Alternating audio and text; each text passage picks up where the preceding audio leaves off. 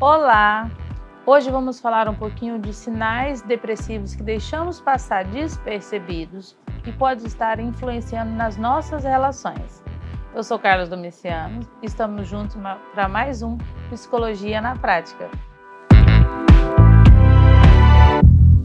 Quando vamos falar de processo depressivo, precisamos ter em mente as questões das emoções, mas acabamos nos enganando, achando que depressão tem a ver só com emoção, quando a gente esquece os pensamentos e acabamos esquecendo os comportamentos. Deixamos sempre passar despercebidos alguns sinais subliminares que eles estão ali mostrando, apontando nas nossas relações. Que sinais são esses? Geralmente, quando a gente entra numa fase mais melancólica, com um pezinho ali na depressão, temos o triste hábito de acreditar que só acontece um processo depressivo quando eu chego a pensar em suicídio, quando tem um trauma muito grande. E na grande maioria das vezes, viver já é desafiador. A gente passa por vários pequenos traumas que a gente não se dá conta por causa da vida corrida. A gente vai levando, e esses traumas afetam diretamente nas nossas emoções. Então, alguns sinais que deixamos passar despercebidos. Excesso de compra, quando a gente tem compulsão por comprar. Por quê? Comprar lhe traz um prazer, um alívio imediato.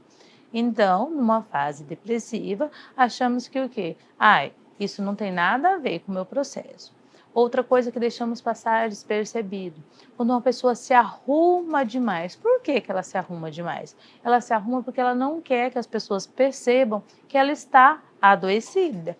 Então, a gente troca aquele processo interno de angústia, de vazio, de dúvida, de solidão, por um processo de mostrar para o mundo uma coisa diferente, me arrumar, estar o tempo ali, conversar, muito falante. Então, pode ser sim que numa fase depressiva eu comece várias situações e não termine. Por quê? Porque eu não quero entrar em contato com a dor, com o vazio, com a angústia e com a solidão. Carly, como isso afeta a minha relação? Gente, relacionamento é feito de dois, seja de amizade ou seja relacionamento afetivo. E como eu vou ter uma relação saudável? E como eu vou estar bem em um relacionamento se eu não estou bem comigo? Se eu fico o tempo todo num processo de agitação para não entrar em contato com o que eu estou sentindo, com o que eu estou pensando. Então, a gente precisa estar atento a esses comportamentos de compulsão, seja por compra, seja alimentar, seja por esse autocuidado com nós mesmos, porque ele pode sim ser um mecanismo de sabotar, a gente está se sabotando. Esse é um ponto. Outro ponto muito importante é o quê? É a falta de ânimo, de energia. A vida é feita de energia, a vida é feita. Tudo que a gente vai se conectar é por energia. Quando eu estou sem energia para sair, sem energia para fazer o movimento de fazer o que é preciso, muitas pessoas, quando estão em um processo depressivo, principalmente dentro da relação, o que acontece? Ela tende a deixar tudo ir passando. Então, ela senta em cima do problema e vira as costas para ele e acha que está resolvido, porque ela não tem energia para resolver aquela situação. Um exemplo prático. Eu tenho uma paciente, o que acontecia? Ela detestava o fato do esposo não ter compromisso com as contas, deixar as contas passar. Eles tinham o valor financeiro para pagar, mas ele atrasava conta de luz, atrasava o imposto do carro. E já aconteceu dela parar na blitz, o carro está com o documento atrasado, ter todo aquele desgaste, mas ela ia deixando passar. Até que chegou um ponto que ela teve uma crise muito forte. E quando a gente foi ver, foi esses pontinhos das relações que ela não concordava com o movimento um pouco mais desacelerado do esposo, e isso foi trazendo conflito para a relação. Então a gente precisa entender que às vezes no processo depressivo a gente é muito permissivo, mas não é porque está tudo bem, é porque você não tem energia para investir naquela relação. E aí começa a ser uma pessoa, terceiro ponto, a pessoa que diz sim para todo mundo e diz não para ela. Então, a pessoa que tem dificuldade de se impor e vai dizendo sim para todo mundo, vai sendo permissivo com todo mundo, pode estar no processo depressivo. E como isso influencia a minha relação? Influencia que você não vai dar conta de manter isso por muito tempo. Porque como eu vou manter uma sobrecarga por muito tempo? Vai chegar uma hora que vai ter aí um processo extremamente adoecido devido a esse excesso de permissividade. Seja permissivo em ações que você vai fazer, inclusive na vida sexual. Porque uma pessoa, quando ela está entrando num processo depressivo, ela não tem ânimo, nem energia, nem libido para uma vida sexual. Mas como ela se força a estar bem em todas as relações, ela vai para o movimento de uma vida sexual, principalmente quando está numa relação ali conjugal, ela vai para esse processo de uma vida da relação sexual por sentir que é uma obrigação e não quer demonstrar isso. E aí ela se machuca mais ainda, porque é uma violação ao próprio corpo. Vou contar para vocês uma história de uma menina que ela estava em um relacionamento há 5 anos. E como ela não aguentava mais a questão da vida sexual, ela foi tomar consciência disso na terapia. Mas ela foi para um grupo religioso acho que é adventista, que não trabalha aos sábados, eu acho que é adventista, eu não estou me enganando, é adventista, né? É. E aí chegou na igreja, olha o que ela inventou a crença para ela, que por ela não ser casada no papel, ela não poderia ter relação sexual. Então, isso foi o que levou ela, ela tirou essa responsabilidade.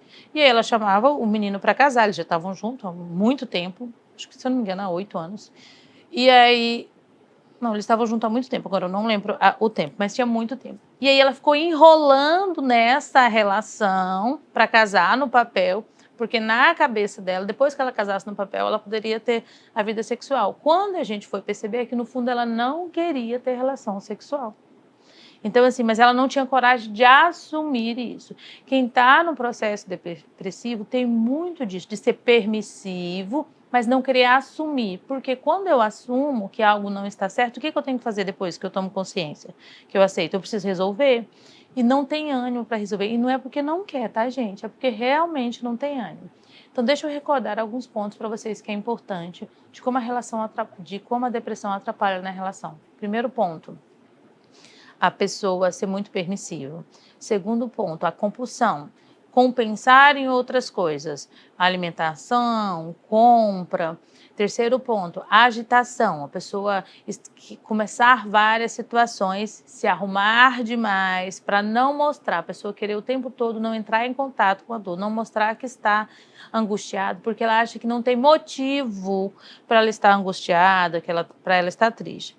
O quarto ponto, e um assim que eu acho dos mais importantes, é quando a pessoa não para e não resolve a situação. Ela senta em cima do problema e fala o quê? Não vou olhar para ele, achando que não olhar vai se resolver, só que ela não consegue levar isso por muito tempo.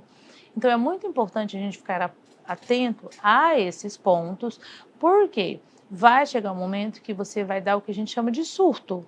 Vai dar uma crise. E quando dar a crise, você vai ficar no estado de se perguntar, mas por que se estava tudo bem na minha vida? Então, o ponto que eu quero trazer para vocês hoje é esse. As pequenas coisas precisam ser analisadas. Os pequenos pontos precisam ser trabalhados, porque tudo que eu vou deixando para depois, ele ganha uma proporção muito grandiosa. E se você se relaciona com uma pessoa e percebe que ela está muito irritada, e percebe que ela fala sim para todo mundo, e percebe que ela está se afastando dela, que para os outros ela se arruma, ela está sorrindo, está tudo bem, mas internamente, quietinha no seu quarto, você percebe que ela tem muitas oscilações e que ela não quer demonstrar fraqueza. Ajude, oriente ela a buscar a ajuda de um profissional, porque se você relaciona com ela, a sua relação e principalmente a relação dela com ela mesma está em conflito. E essa pessoa está se afastando da própria identidade.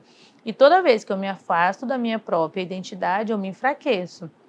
E toda vez que eu me enfraqueço, eu vou desistindo um pouquinho de mim.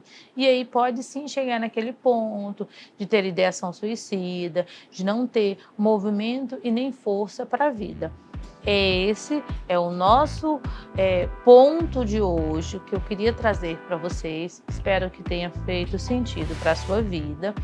E se esse vídeo tiver feito sentido, se você tiver com dúvida em alguma situação, comente aí que eu vou responder com todo carinho. Quero que você se inscreva no nosso canal, compartilhe o nosso vídeo e nos vemos na próxima. Um beijo e até a próxima.